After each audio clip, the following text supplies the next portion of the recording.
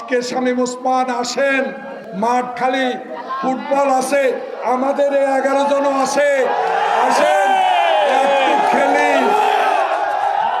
এই শামীম,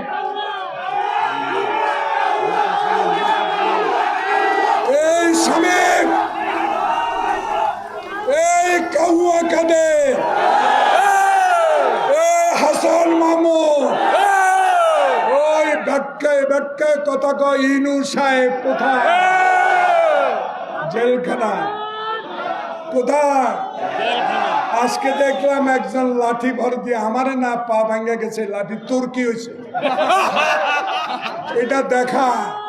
আর একজন পলক সাহেব আজকে বললো কি জানেন, তা আমার নেতা শেখ মুজিবুর রহমান বলে গেছে লড়াই করে টিকতে হবে, লড়াই তোরে দেখাবো। শামীম ওসমান তুই কোথায়? হায় একটু খেলি। কাউয়াকাদের তোর পেটে, টল পেটে ব্যথা, তোর ব্যথার ইনজেকশন আমাদের কাছে আছে, তোর ব্যথার ইনজেকশন আমাদের কাছে আছে। ভাইয়েরা বুকে হাত দিয়ে বলতে পারবো, বাংলাদেশে এমন একটি রাজনৈতিক কর্মী দলের সদস্য আমরা 16 বছর জেল খেটেছেন, একটা বিএনপির নেতা কর্মী আওয়ামী লীগে যোগ দেয়। তবে জাকারিয়া সুমন,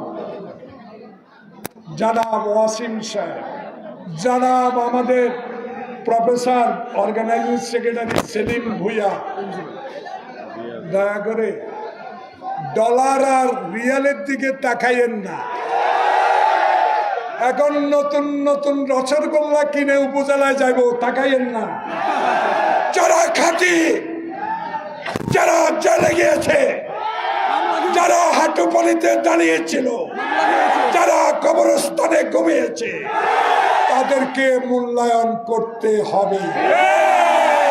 এমপি হন, এমপি আল্লাহ দিব।